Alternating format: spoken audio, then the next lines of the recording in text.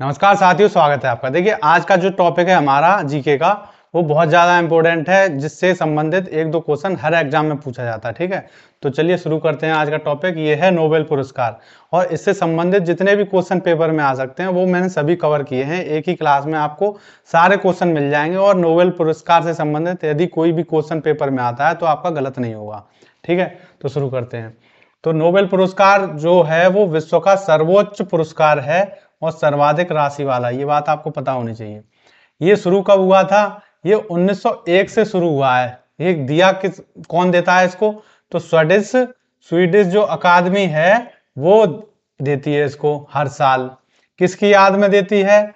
ये Alfred Nobel, इन्होंने अपनी पूरी संपत्ति मतलब दान में दे दी थी, जिससे उस संपत्ति से ये पुरस्कार दिया जाता है। ठीक है, तो अल्फ्रेड नोबेल की याद में दिया जाता है। और ये कब दिया जाता है, किस दिन दिया जाता है? तो ये 10 दिसंबर को हर साल दिया जाता है। ठीक है, और किस क्षेत्र में दिया जाता है? ये हर बार क्वेश्चन आता है, ये सभी क्वेश्चन इंपॉर्टेंट हैं।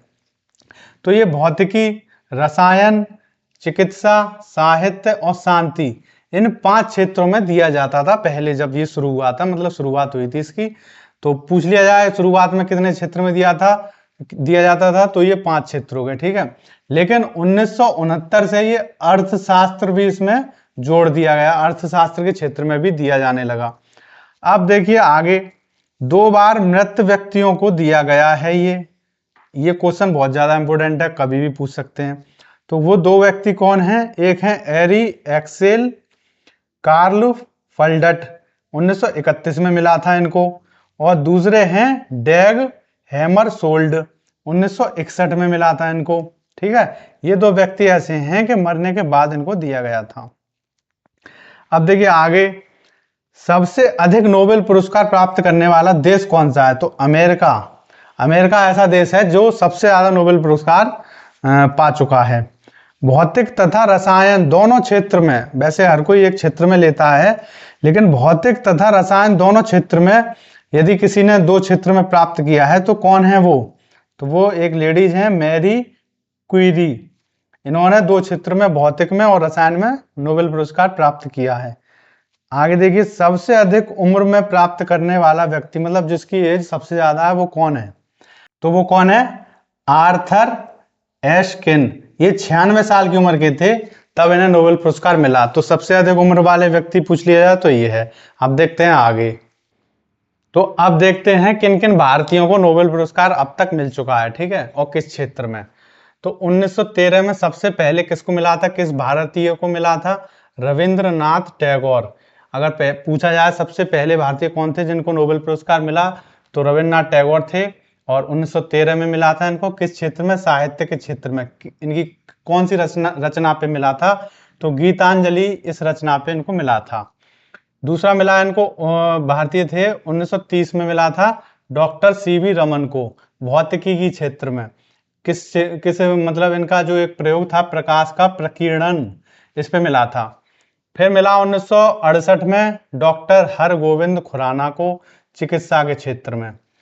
फिर आया हमारे भारत में 1979 को, कौन सा, किसको मिला? मदर टेरेसा, शांति के क्षेत्र में।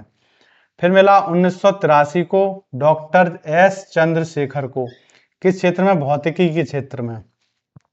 फिर आया 1999 में डॉक्टर अमर्त्य सेन को, किस क्षेत्र में? अर्थशास्त्र के क्षेत्र में। फिर आया 2001 में वीएस नायपॉल, इनको मिला था किस क्षेत्र में? साहित्य के क्षेत्र में। फिर आया 2009 में, तो 2009 में वेंकट रमन रामकृष्णन को मिला था रसायन विज्ञान के क्षेत्र में, रसायन के क्षेत्र में। 2014 में किसको मिला? कैलाश सत्यार्थी को मिला, शांति के क्षेत्र में। और फिर मिला 2019 में अभिजीत बनर्जी को, अर्थशास्त्र के क्षेत्र में। तो इतने लोगों को, जो भारतीय हैं, उनको नोबेल पुरस्कार मिल चुका है। इसमें से हमेशा एक क्वेश्चन आता रहता है, तो ये सूची आपको एकदम रट के याद कर लेनी है। अब इसमें देखा जाए तो हर क्षेत्र में 2-2 बार पुरस्कार मिल चुका है। देखिए, भौतिकी, शांति में भी 2 बार मिल गया, और भौतिकी में मिल गया 2 बार, ये देखिए। और साहित्य में 2 बार मिल गया, इनको मिल गया, और ये मिल गया।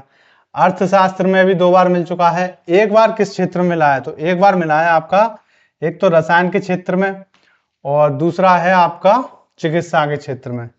इन क्षेत्रों में केवल अभी तक चिकित्सा और रसायन एक बार ही मिला है। ठीक है, तो ये नोबेल पुरस्कार से संबंधित क्लास थी, जो कि इसमें सभी टॉपिक मतलब जो भी क्वेश्चन आ सकते हैं पेपर में सभी कंप्लीट कवर कर लिए गए हैं। तो आशा करता हूँ आपको ये क्लास पसंद आई होगी। आप इन नोट्स को अपनी नोटबुक में नोट कर सकते हैं, जिससे कि आपको पेपर टाइम पे रिवीजन करने में आसानी हो, और बीच बीच में इनको देखते रहिए, जिससे कि आपको हमेशा याद बने रहें। तो मिलते हैं अगले किसी टॉपिक के साथ, तब तक के लिए थैंक यू।